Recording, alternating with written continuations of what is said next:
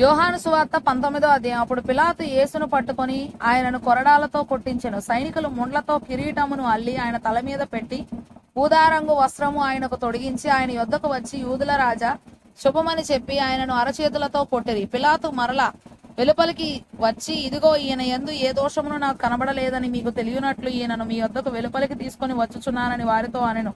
ఆ ముండ్ల కిరీటమును ఉదారంగు వస్త్రమును ధరించిన వాడే యేసు వెలుపలికి రాగా, పిలాతు, ఇదిగో ఈ మనుషుడు అని వారితో చెప్పెను. ప్రధాన యాజకులను బంట్రోతులను ఆయనను చూచి, సిలువ వేయుము, సిలువ వేయుము అని కేకలు వేయగా, పిలాతు, ఆయన యందు ఏ దోషమును నాకు కనబడలేదు గనక మీరే ఆయనను తీసుకొని పోయి సిలువ వేయుడని వారితో చెప్పెను.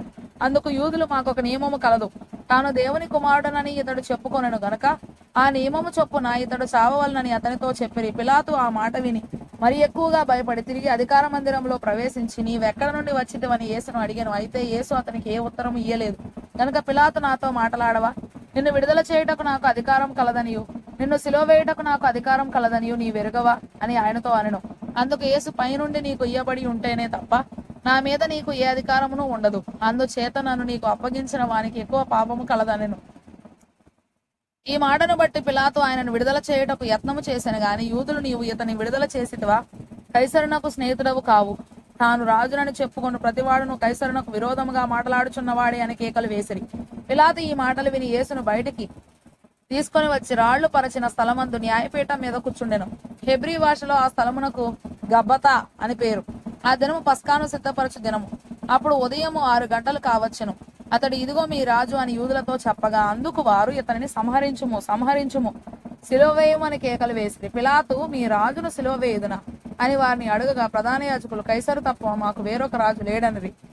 అప్పుడు సిలువ వేయబడటకై అతడు ఆయనను వారికి అప్పగించెను.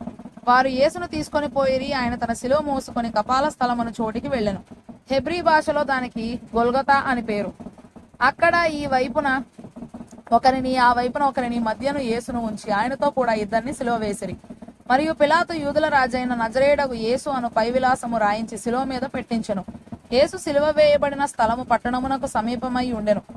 అది హెబ్రీ, గ్రీకు, రోమా భాషలలో రాయబడిన గనుక యూదులలో అనేకులు దానిని చదివిరి. నేను యూదుల రాజునని వాడు చెప్పినట్టు రాయుము గాని యూదుల రాజు అని రాయవద్దని యూదుల ప్రధాన యాజకులు పిలాతుతో చెప్పగా, పిలాతు, నేను రాసినదేమో రాసితుననెను. సైనికులు యేసును సిలువ వేసిన తరువాత ఆయన వస్త్రములు తీసుకొని ఒక్కొక్క సైనికునికి ఒక్కొక్క భాగం వచ్చునట్లు వాటిని 4 భాగములు చేసిరి. ఆయన అంగీని కూడా తీసుకొని ఆ అంగీ కుట్టు లేక పైనుండి యావత్తు నేయబడినది గనుక వారు దానిని చింపక అది ఎవనికి వచ్చునో అని దానికోసము చీట్లు వేయుదమని ఒకరితో ఒకరు చెప్పుకొనిరి. వారు నా వస్త్రములను తమలో పంచుకొని నా అంగీ కోసము చీట్లు వేసిరి అను లేఖనము నెరవేరునట్లు ఇది జరిగెను. ఇందుకే సైనికులు ఇలాగు చేసిరి. ఆయన తల్లియు ఆయన తల్లి సహోదరియు క్లోపా భార్య అయిన మరియయు మగ్దలేనే మరియయు యేసు సిలువ యొద్ద నిలుచుండిరి. యేసు తన తల్లియు తాను ప్రేమించిన శిష్యుడును దగ్గర నిలుచుండట చూచి, అమ్మా, ఇదిగో నీ కుమారుడు అని తన తల్లితో చెప్పాను. తరువాత శిష్యుని చూచి, ఇదిగో నీ తల్లి అని చెప్పాను.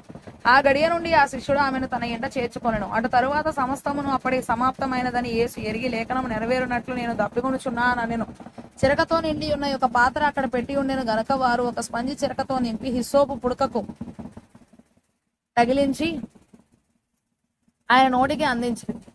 యేసు ఆ చిరక పుచ్చుకొని సమాప్తమైనదని చెప్పి తల వంచి ఆత్మను అప్పగించెను. ఆ దినము సిద్ధపరచు దినము, మరుసటి విశ్రాంతి దినము, మహాదినము గనక ఆ దేహములు విశ్రాంతి దినమున శిలువ మీద ఉండకుండునట్లు వారి కాళ్లు విరగొట్టించి వారిని తీసివేయించుమని యూదులు పిలాతును అడిగిరి. కాబట్టి సైనికులు వచ్చి ఆయనతో కూడా సిలువ వేయబడిన మొదటి వాని కాళ్లను, రెండవ వాని కాళ్లను విరగొట్టిరి.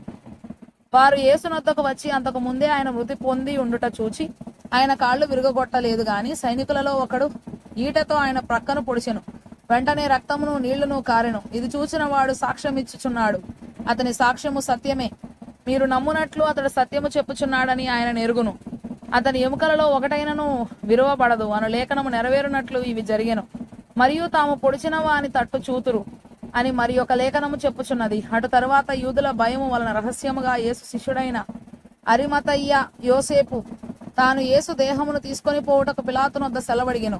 పిలాతు సెలవిచ్చెను గనుక అతడు వచ్చి యేసు దేహమును తీసుకొని పోయెను. మొదటి రాత్రి వేళ ఆయన యొద్దకు వచ్చిన నీకోదేము కూడా బోళముతో కలిపిన అగరు రమారమి 150 సేర్ల ఎత్తు తెచ్చెను. అంతటా వారు యేసు దేహమును ఎత్తుకొని వచ్చి యూదులు పాతిపెట్టు మర్యాద చొప్పున ఆ సుగంధ ద్రవ్యములు దానికి పూసి నారబట్టలు చుట్టిరి. ఆయనను సిలువ వేసిన స్థలములో ఒక తోట ఉండెను. ఆ తోటలో ఎవడును ఎప్పుడును ఉంచబడని క్రొత్త సమాధి ఒకటి ఉండెను. ఆ సమాధి సమీపంలో ఉండెను గనక ఆ దినము యూదులు సిద్ధపరచు దినమైనందున వారు అందులో యేసును పెట్టిరి.